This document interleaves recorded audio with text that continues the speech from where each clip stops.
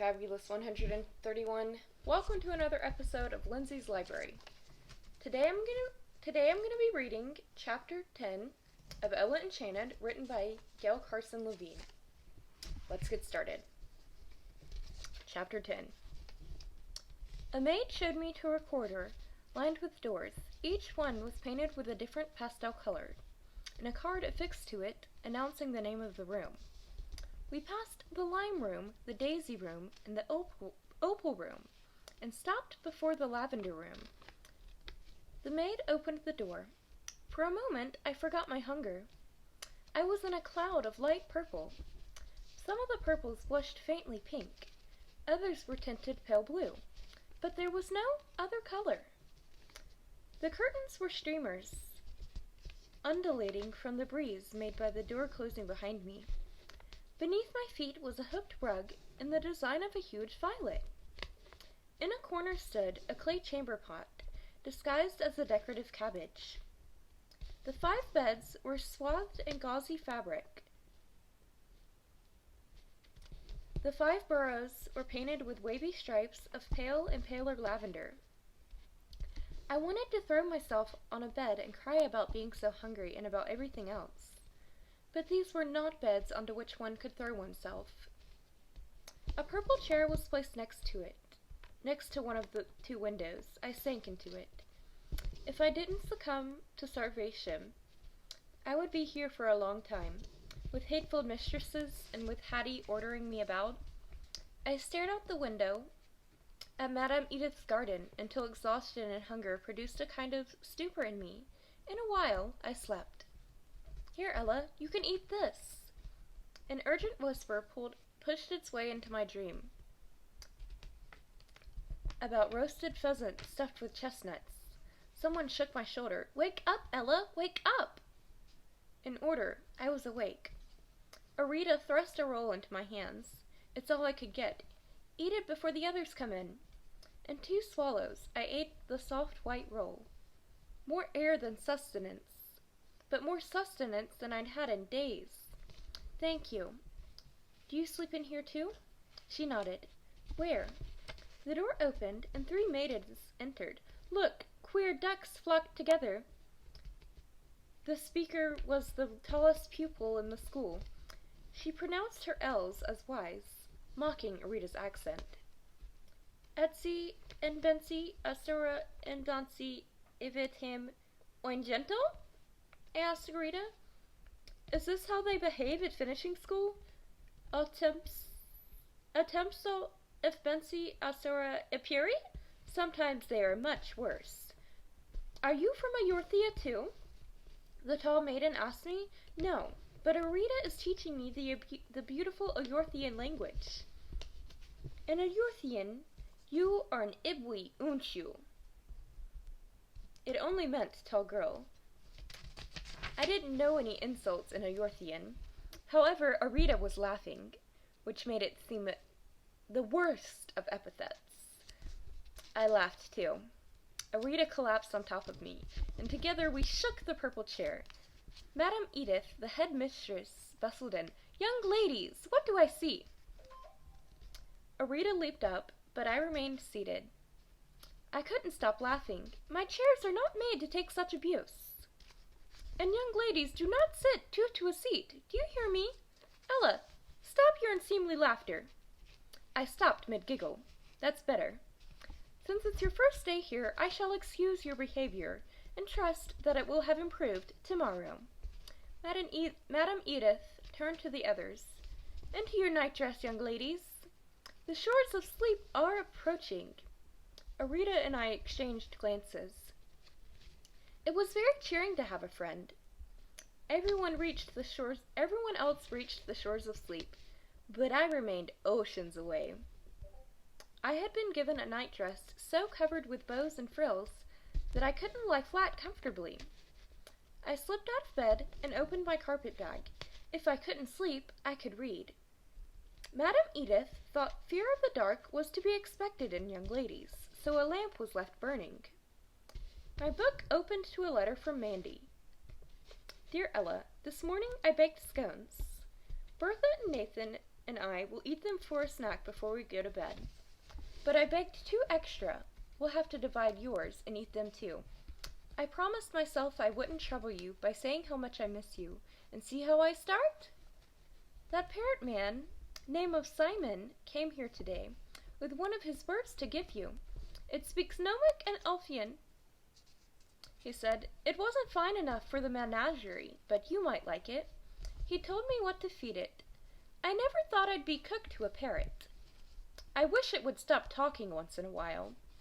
I wonder if I have a recipe for parrot stew. Don't worry, sweet, I would never cook your present. Yesterday you had a grander visitor, and received a bigger gift than a bird. The prince himself came to see you, leading a centaur colt. When I told him you were away from home, he wanted to know where you'd gone, and when you'd be back. And when he heard you were at finishing school, he was indignant. He demanded to know why you needed to be finished, since there was nothing wrong with you to start with. I couldn't answer him, because I'd like to ask that father of yours the same question. I did tell him we had nowhere to keep a growing centaur. He's a little beauty, but what can you do with him? Your prince said he'd raise him for you. He asked me to tell you the colt's name, Apple. That made me remember my manners, and I gave him his name to eat before he left with the prince.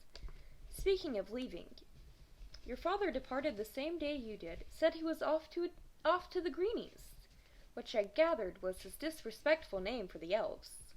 Said not to expect him back any time soon. I wish you were coming home soon. Bertha and Nathan send their love, and I send mine, by the bushel, by the barrel, by the ton. From your old cook, Mandy. P.S. Drink your tonic. I closed the book and whispered to its spine, don't erase the letter, please. Then I drank my tonic. A centaur colt, a little beauty. If only I could see him and pet him and let him know me. The tears that hadn't come in the afternoon came now. Mandy would be desperate if she knew I hadn't eaten in 3 days, and if she knew I was under the thumb of a monster like Hattie. The next morning, music mistress led us in song, and singled out my off-key voice. Ella does not notice that there is more than one note, she told everyone. Come here, child, sing this. She played a note on the harpsichord. I wouldn't be able to. I could never carry a tune. What would happen when I couldn't obey? I sang the wrong note. Music mistress frowned. Higher, or we shall send you to a different school to sing with the young gentlemen. She depressed the key again. My next attempt was much too high. One lass covered her ears. I wished her an earache. Music mistress played again. My temples throbbed. I sang. A little lower. I hit the note.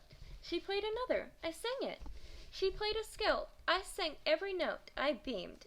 I'd always wished I could sing. I sang the scale again. Louder. Perfect. That's enough, young lady. You must sing when I tell you to, and not otherwise. An hour later, dancing mistress told me to step lightly. My partner was Julia, the tall maiden who had teased Arita the night before. I pressed on her arms, using her to support my weight, so I could step lightly. Stop that! She pulled away. I fell. I heard giggles. Dancing mistress took Julia's place. I couldn't lean on her. I pretended my feet were balloons. I pretended the floor would crack if I didn't move lightly. We stepped. We glided. We sprang forward, jumped back. I wasn't graceful, but I didn't shake the ground. My gown was soaked with perspiration. That's better. At lunch, Manners mistress said, Don't rap your knuckles on the table, Ella. The king would be ashamed of you. She frequently invoked King Gerald. Tables were forever safe from me. Take small stitches, Eleanor, and don't yank the thread. It's not a rein, and you're not a coachman. Sewing mistress said later in the afternoon. I stabbed myself with the needle, but my stitches shrank. It was the same every day. I dreaded new orders. The curse didn't make me change easily.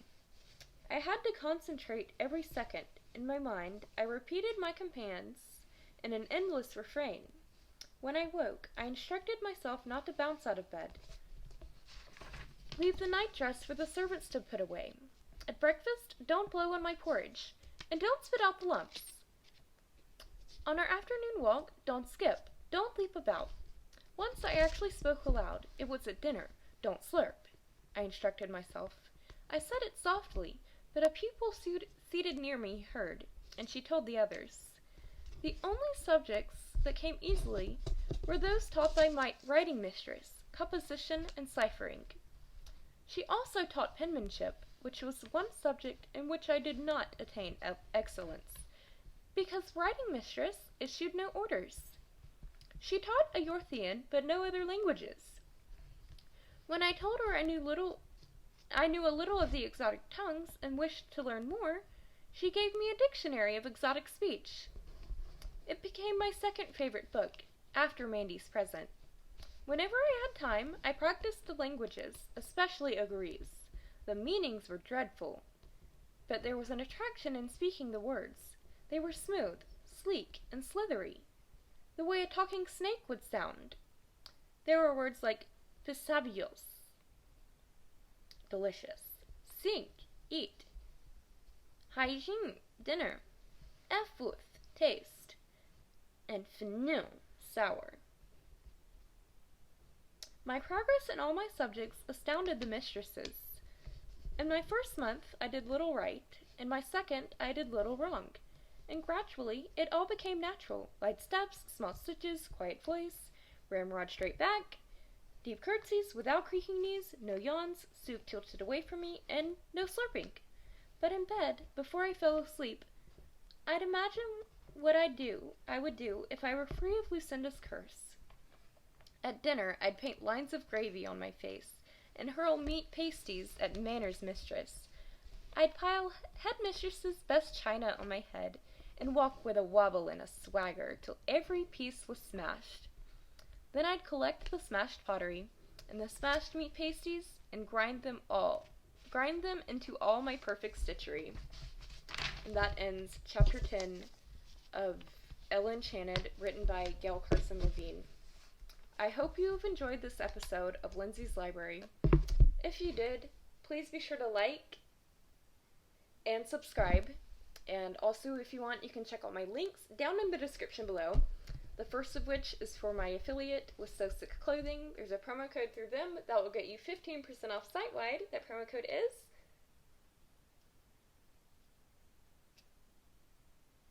LGrace15. And yeah, there's not currently a promo code for my merch, but that link is still down in the description. And the rest of my links are my website, my social media, all those good little things.